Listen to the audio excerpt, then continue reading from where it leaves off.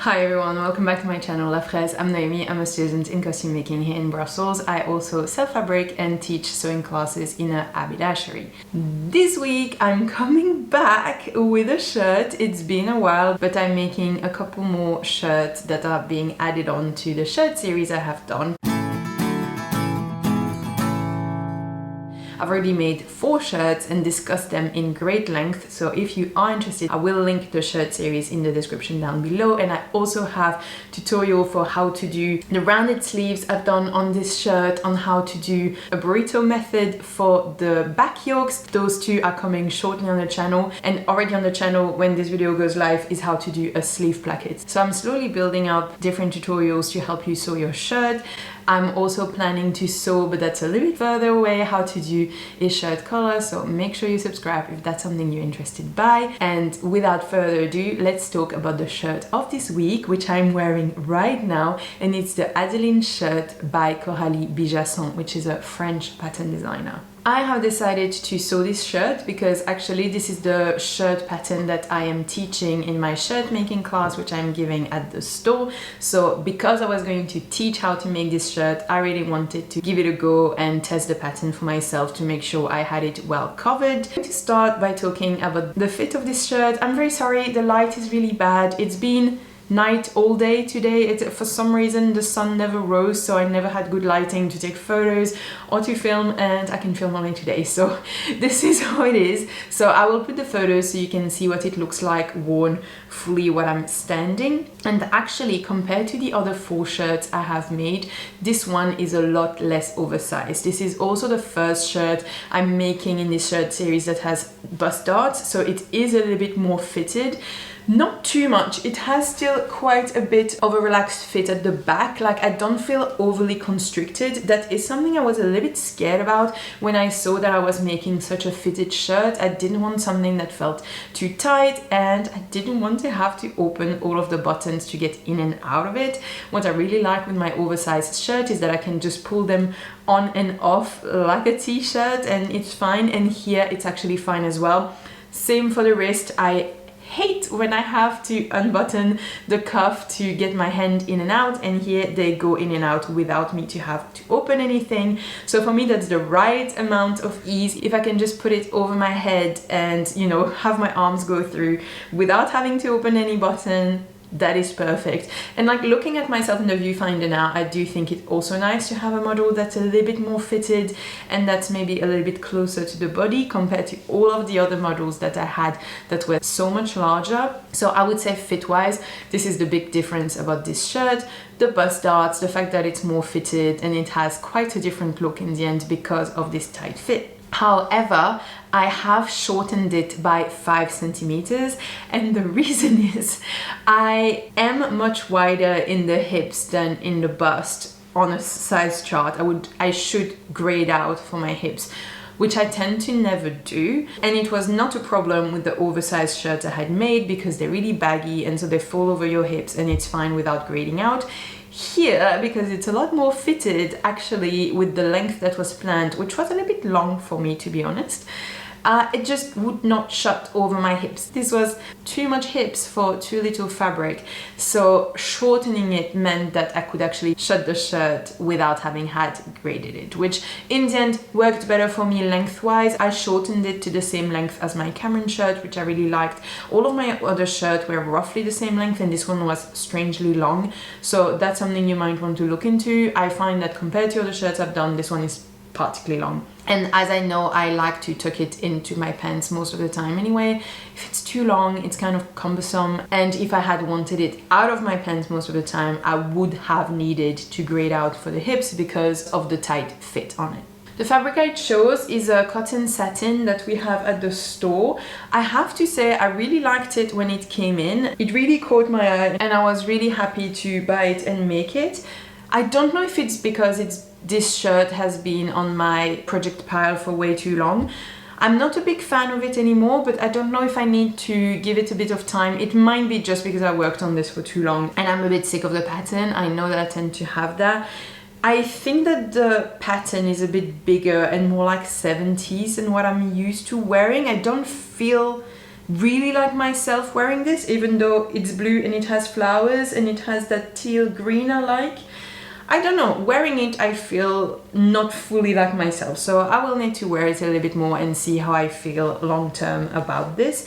Definitely going to give it a chance, and I have actually cut the sleeves in a rounded way here because I wanted to make this shirt a little bit more dainty. I don't know if you can see that the cuff here is rounded. I find that square cuffs tend to look a little bit masculine, and I already feel not my most feminine in shirts, so I thought rounding the cuff would be a nice little touch to make this a touch more feminine. So I don't know if it changes that much. It made me happy to round the cuffs. And yeah, I'm also wondering if deep down I'm not more of a viscose type of girl when it comes to shirt, because the fit is always a little bit different with cotton. It's a little bit stiffer, it's a little bit more structured, and maybe I should go back to more viscose. I did do a year without buying any viscose, and I'm wondering if I shouldn't go back to it. This is a little bit too structured for me maybe. I paid 23 euros for the fabric, and the pattern is at 9.90 on our website. I will link to it down below, and just so you know, I don't get any commission or anything if you buy from a website, but it's obviously good for me if the shop does well. So the different views you get is a shirt with long sleeves, a shirt with no sleeves at all, and a shirt dress. And I have to say, I don't know how I feel about the shirt dress. It doesn't look really nice to me, and I'm wondering if it wasn't a little bit of a unnecessary add-on that is not bringing so much to the pattern. I think for a shirt, I much prefer having a high quality shirt, maybe that comes with a short sleeves option, even though it's super easy to hack yourself if you want to. And I find that the dress is not really what I prefer, or it needs to be really well drafted. And here I haven't tested it, but looking at the technical drawing, the skirt doesn't look like something that really appeals to me. But just so you know, this is what you're getting. So the no sleeves, long sleeves, shirt and dress versions. The pattern comes both in imperial and matrix, so that is good. Everyone can understand the measurements. And the seam allowance is explained also in centimeters and inches, so I think that's good. It's always annoying when they start with just the size chart is expressed in both systems, but then the seam allowance is only in one.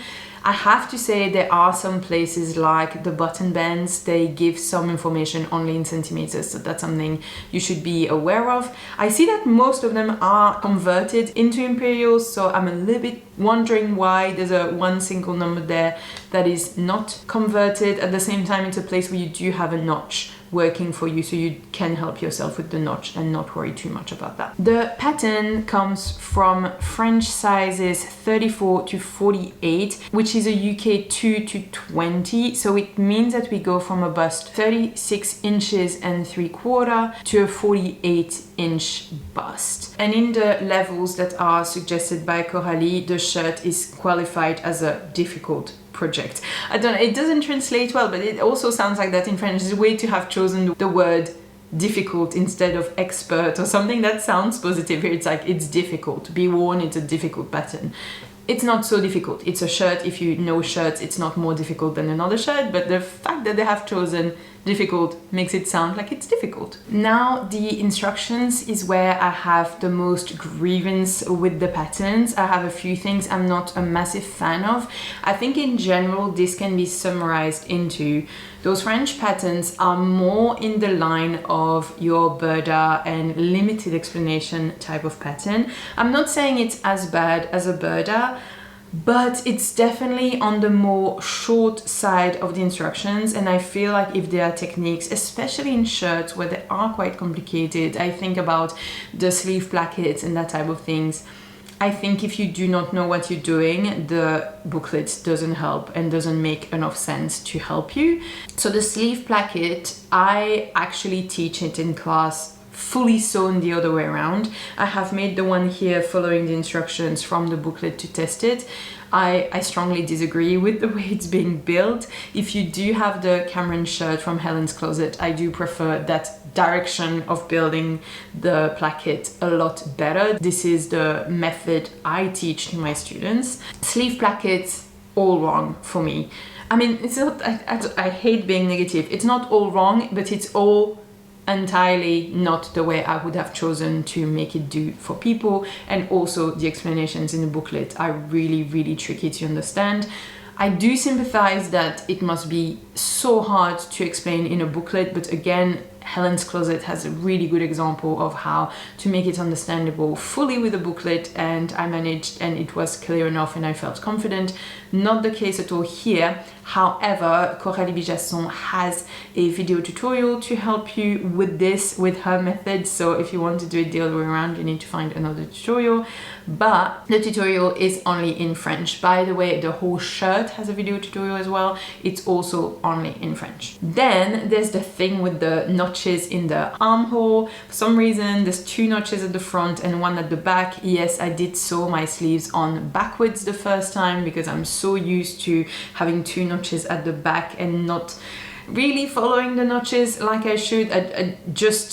I automatically did it wrong, and so yeah, it kind of bothered me to have the 2 notches at the front. It was such an easy thing to not do and to not make me do my sleeves the wrong way around. Exactly the type of things where I'm very happy I've tested it at home to be able to teach it right in class and make sure that everyone is putting the sleeves on in the right direction. But so something to be careful of if you are making the Adeline is that the sleeves have 2 notches at the front. I also got pretty annoyed at the buttonholes for the cuffs. There is no indication on the pattern pieces in which direction she says that you should do it. So obviously I know that it needs to be horizontal, but she doesn't tell you where to place them or in which direction to place them. So you need to know this. And also it is nowhere in the instructions, now sew your buttons on your button placket. Like, it is just not mentioned. So if you do not know that you have to do it, you might have no button and have a really weird cuff, or you might wondering what you did wrong. And it just little oversight in the instructions, but I thought it was a little bit of a shame. And I'm wondering if this is not linked to the fact that there are the multiple views that in the end are finished in quite different ways, and that maybe the instructions suffered from that. I'm not sure, but in any case, I was a little bit wondering why there was no instructions about that button and that buttonhole. It seemed a bit strange to me that it was just omitted. Human error, it can happen. One note I do want to say about the instructions is that on the French booklet it starts with don't forget that to stitch and to unpick is always work, and I think it's a very sweet thing to say. It's good to remind ourselves that it's normal to unpick and it's normal to have to redo things to get better at our craft. So I thought that was a very sweet touch to have in the booklet. It's not in the English booklet. I guess it's because in French we have a saying that says exactly this, like to make and unmake, this is always work.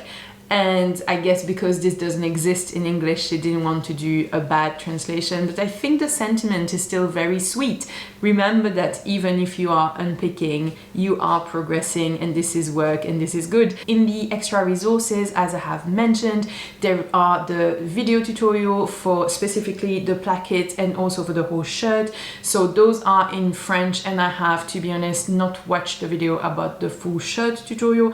I have watched the one about the placket, and it did help me to make it her way, which I will not do again. So here you are, you take some, you lose some. I think even if you don't speak French, seeing the images is pretty helpful. The seam allowance for this pattern is 1 centimeter 3/8 of an inch. And yeah, my personal feedback note on this, I'm not sure. At this point, I think I worked on this for too long. I am in the middle of my creative slump with sewing, and I think I must have cut this before going on holidays this summer, so this is a month ago, and it didn't make me feel great when I couldn't shut it over my hips. Understandably, this is entirely my fault. I should have checked the finished garment measurements and be like, yes, my hips are not going to fit into this. I also put on some weight, so not at all the pattern's fault, but altogether it didn't make me feel great to go in the shirt.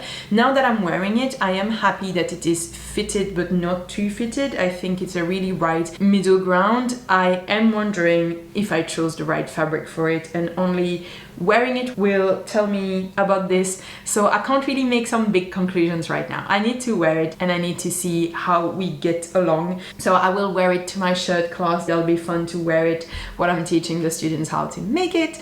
And I'll see. I'll report back in my end of the year roundup how I felt about this shirt in the end. But for now, this is how it is. Not the big love, but also not too bad. I want to thank Kirsty for tipping me a coffee, and I really want to apologize because I think you tipped me a coffee ages ago, and actually this video got pushed and pushed and pushed and pushed, and I didn't realize that your name was in the notes of the video and that it got pushed and pushed along with the videos. If you want to go and look at all the other shirts I have reviewed, I will leave the playlist in the description of this video, so go and check that out. I hope you guys enjoyed this video. Let me know if you are interested in trying a more fitted shirt, or if you are more in the camp of the darkless shirts. I feel like it's such a different beast. It looks so different than all of my other shirts, so that's a good point, that it looks different. Thank you for watching. I will see you in the next one, and don't forget that you can make anything.